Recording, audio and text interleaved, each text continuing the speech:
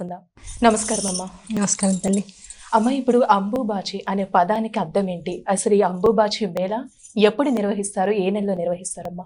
ఆంగ్ల కాలమాన ప్రకారంగా జూన్ 22 నుంచి 26 దాకా అనేటువంటిది నికరంగా జరుగుతున్నటువంటి పరిస్థితి. అంబువాచి అంటే అర్థం ఏమిటి? అంబుబాచి అని వ్యవహారిక నామం అయింది, కానీ అంబు అంటే నీరు అని అర్థం, వాచి అంటే ప్రవహించున్నది, ప్రవహిస్తున్నటువంటి నీటికి సంబంధించినటువంటి ఒక అద్భుతమైన పండుగ జరుగుతుంది కనుక అంబువాచి మేళ అని. మనకి అస్సాం దగ్గర ఉన్నటువంటి గోహతి ప్రాంతంలో ఉన్నటువంటి కామాఖ్య అమ్మవారికి సంబంధించినటువంటి అతి పెద్దదైనటువంటి ఉత్సవం, నీళ్లకి సంబంధించినటువంటి ఉత్సవాలలో అతి పెద్దదైనటువంటి కుంభమేళ అని చెప్తాం మన భారతీయ సాంస్కృతిక శాస్త్రంలో. దాన్ని అనుసరిస్తూ మరొక అద్భుతమైనటువంటి విశేషం ఏమైనా ఉంది అంటే అది అంబువాచి అనబడేటువంటి కామాఖ్య అమ్మవారి ఆలయంలో జరిగేటువంటి ఈ ఋతుక్రమానికి సంబంధించినటువంటి విషయం. ఋతుక్రమం అనగానే మనకేమనిపిస్తుంది అంటే స్త్రీ గుర్తుకొస్తుంది. స్త్రీతో పాటు ఆవిడకు వచ్చేటువంటి నెలసరి విధానం ఏదైతే ఉంటుందో ప్రతి నెల 3 రోజుల పాటు అది గుర్తొస్తూ ఉంటుంది. మరి అది అమ్మవారికి ఎందుకు విశేషంగా చెప్తున్నారు? అమ్మవారికి ఆపాదిస్తూ ఎందుకు అంబువాచి అనబడేటువంటి మేళాన్ని ఆవిడకి చెప్తున్నారు అంటే అక్కడ జరిగేటువంటి విషయం ఏంటంటే సంవత్సరానికి ఒకసారి తప్పనిసరిగా అక్కడ ఉన్నటువంటి ఏ అవయవయం అయితే అమ్మవారి యొక్క జననాంగముగా పడిందో, వ్రేల్చబడిందో, ఆ వ్రేల్చబడినటువంటి జననాంగము నుంచి భూమిలోంచి ఉబుకు వచ్చినటువంటి ఎర్రటి నీరు ప్రవహిస్తూ ఉంటుంది.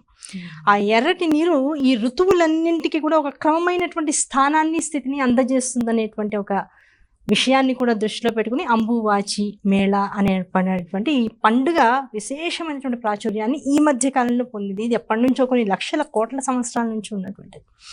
దీన్ని ఎవరు నిర్మించినటువంటిది కాదు, యథాలాపంగా చేసినటువంటిది, క్రియేట్ చేసినటువంటిది అంతకన్నా కాదు.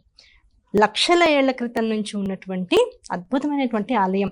అందులో ఉన్నటువంటి రహస్యాల్ని వెలుగు తీసేందుకు ఏదో మానవ ప్రయత్నంగా మనందరం చేసేటువంటి విషయమే తప్ప, కనపడుతున్న దాన్ని విశ్లేషించి దాన్ని ఇంకా రకరకాలుగా శాస్త్రాలతో అనునయించి దాన్ని బాగా తెలుసుకుని మాట్లాడేటువంటి విషయాలే తప్ప నిజం చెప్పాలంటే అదొక పెద్ద రహస్యం. అటువంటి రహస్యమయమైనటువంటి అంబువాచి మేళ గురించి ఇలా మాట్లాడుకోగలగడం అనేటువంటిది అది కూడా కామాఖ్య అమ్మవారి యొక్క అనుగ్రహమే అని చెప్పుకోవాలి. అమ్మ, ఆలయాన్ని అయితే 3 రోజుల వరకు తెరిచి ఉంచారు. అసలు 3 రోజుల వరకు ఎందుకు ఉంచుతారమ్మా ఆ విధంగా? అసలు ఇప్పుడు ప్రతి నెలా కూడా ఇప్పుడు స్త్రీకి ఋతుక్రమం వస్తుంది, రజస్వల అంట. ఆ రజస్వల సంబంధంలో ఏమవుతుంది, ప్రతి నెలా కూడా బహిష్టు అనబడేటువంటి ఒక కార్యక్రమంలో స్త్రీలో ఉన్నటువంటి ఒక చెడు రక్తానికి సంబంధించినటువంటి వ్యవస్థ అనేటువంటిది అంటే బయటికి వదలడం అనేటువంటి జరుగుతూ ఉంటుంది. ఆ 3 రోజులు మామూలుగా శాస్త్రం ఏం చెబుతోంది? శాస్త్రం ఏం చెప్తుంది అంటే అమ్మ, వీలైనంత వరకు హాయిగా ఇంట్లో ఉండండి, ఏ పని చేయకండి, హాయిగా రెస్ట్ తీసుకోండి. ఆ సమయంలో పరుగులు ఎత్తడము, వీలైనంత వరకు బయటికి వెళ్ళడము ఇలాంటివి తగ్గించండి. కారణం ఏమిటి అంటే ఆ 3 రోజులు కూడా జీవులందరిలో ఉండేటువంటి 6 చక్రాలకి సంబంధించినటువంటి మార్గం ఏదైతే ఉంటుందో కౌళ మార్గము, ఆ కౌళ మార్గం ఏదైతే ఉంటుందో ఆ మనలో ఉన్నటువంటి ఆ శక్తి అంతా కూడా మూలాధార క్షేత్రానికి వచ్చి, అంటే మనం వెన్నుపూసలో చివర ఉన్నటువంటి ప్రారంభ స్థానానికి వచ్చి అక్కడికి ఉండిపోయి మన శక్తి అంతా కూడా ఒక నిశ్చలమైనటువంటి స్థితిలో ఉంటుంది.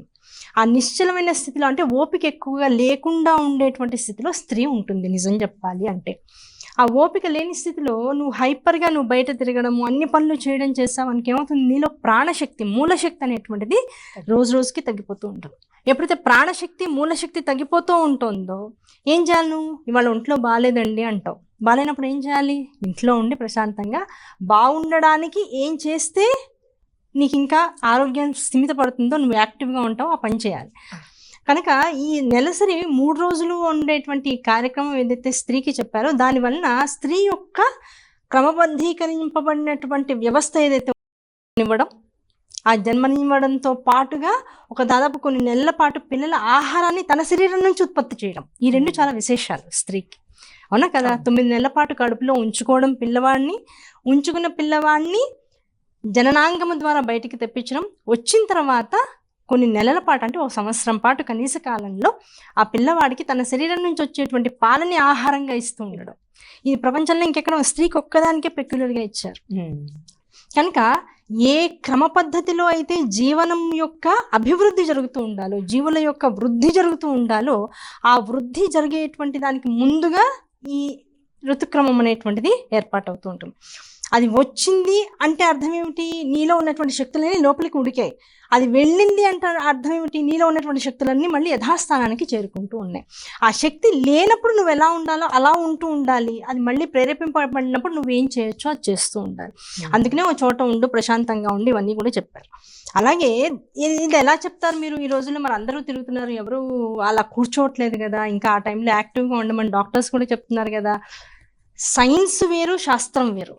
సైన్స్ ఏం చెప్తుంది అంటే ప్రధానంగా కనపడేటువంటి విషయాలు ఇదేమి పెద్ద ఇబ్బంది ఏం కాదు, హాయిగా తిరగండి అని చెప్తుంది. కానీ శాస్త్రం ఏం చెప్తుంది అంటే ఈ అంబువాచి అనబడేటువంటి ఈ మేళాలో ఆ 3 రోజులు సంవత్సరానికి ఒకసారి వచ్చినా కూడా ఏం చేస్తున్నారు? 3 రోజుల పాటు ఆలయాన్ని మూసేస్తున్నారు. మూసేసే అంటే అర్థం ఏమిటంటే అది రహస్యమైనటువంటిది, దాంతోపాటుగా పవిత్రమైనటువంటిది. దాని గురించి ఎక్కువ మాట్లాడకూడదు అనేటువంటి విధానంలో ఉంటుంది. కానీ మనం దాని గురించి ఎక్కువ మాట్లాడుతాం. ఎందుకు మాట్లాడుతున్నాము అంటే అందులో ఉన్నటువంటి శాస్త్ర విదితమైనటువంటి విషయాల్ని ముందు తెలుసుకోవాలి. ఆ తెలుసుకుని దాని పట్ల ఎటువంటి మర్యాదని మనం చూపించాలో ఆ మర్యాదతో కూడుకున్నటువంటి నిబద్ధతతో కనుక జీవులందరూ మెలిగితే కనుక దానివల్ల ఏం జరుగుతుంది? వృద్ధి జరుగుతుంది. కిందకి వచ్చింది అంటే మళ్ళీ పైకి లేవడానికి.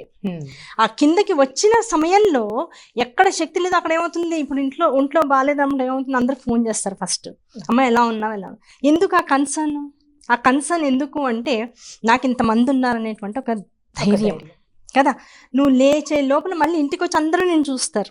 ఓకేనా? ఇప్పుడు ఇంకా అలా అవ్వకు, మంచిగా తిను, మంచిగా తాగు అని చెప్తారు.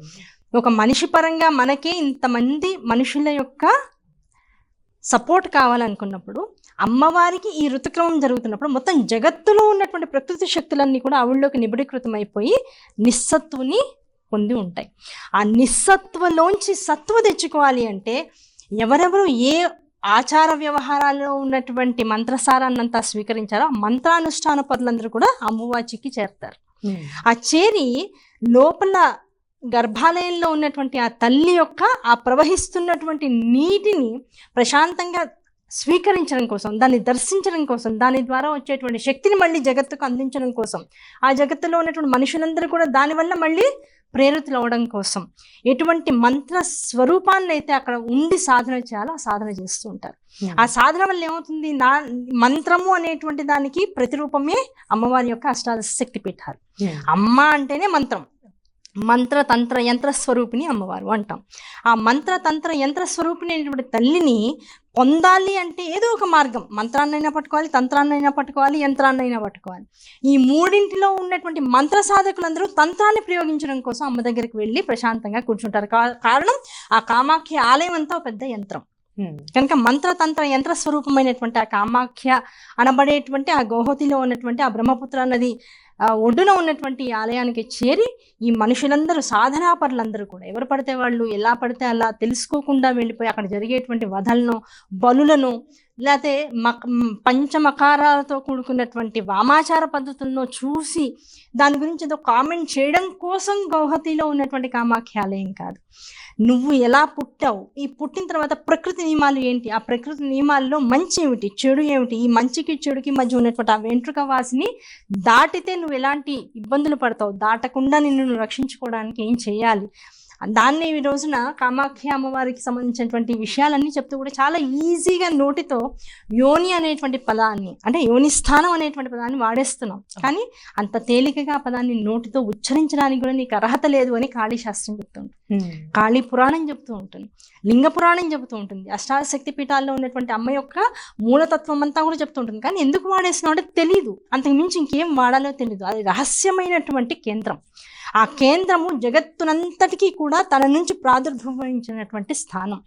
ఆ జగత్తునంతటిని తన నుంచి బయటికి తీసుకొచ్చినటువంటి స్థానం అయినప్పుడు దానికి నమస్కారం పెట్టి, అమ్మ నువ్వు లేకపోతే మేము లేవు, నువ్వు ఏ రోజైతే మమ్మల్ని నీలోకి తీసుకుందాం అనుకుంటావో ఆ రోజు మొత్తం ప్రళయమే అనేటువంటి ఒక భావనతో ఆ తల్లికి నమస్కారం చేసుకుంటే మనం అనేటువంటి వాళ్ళం, మన అహంకారాలు అనేటువంటివన్నీ కూడా అమ్మలోనే వెళ్ళిపోయి నిక్షిప్తమైపోతూ ఉంటాయి. కనుక అహంకార నాశనానికి అంబువాచి మేళ, ఆ అంబువాచి మేళను అడ్డు పెట్టుకుని కామాఖ్య ఆలయాన్ని దర్శించడము, ఆ తల్లి యొక్క అనుగ్రహాన్ని పొందడము, ఆ 3 రోజుల పాటు గుప్తంగా ఉండేటువంటి ఆ తల్లి యొక్క శక్తిని అంతటిని కూడా మళ్ళీ జీవులందరిలోకి మళ్ళీ స్వీకరించడం, ఆ శక్తినే మళ్ళీ అమ్మ దర్శనంలో అమ్మని తాకి ముట్టుకుని ఆనందించడం, ఆ శక్తి ప్రేరేపణని మొత్తం జగత్తులో అంతా వికసనం చేయడం ఒక్కటే మనిషి చేయగలిగినటువంటి పని.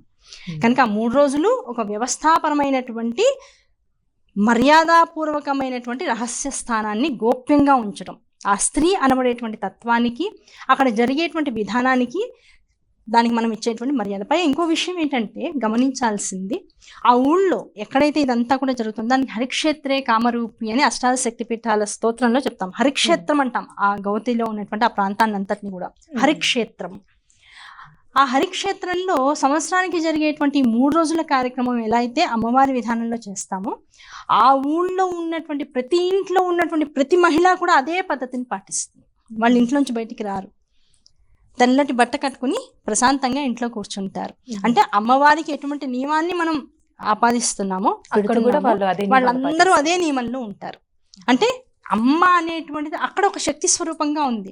ఆ శక్తిని మనందరిలో ఉంచితేనేగా ఇంతమంది స్త్రీలను జగత్తుకి ఆధారమైన.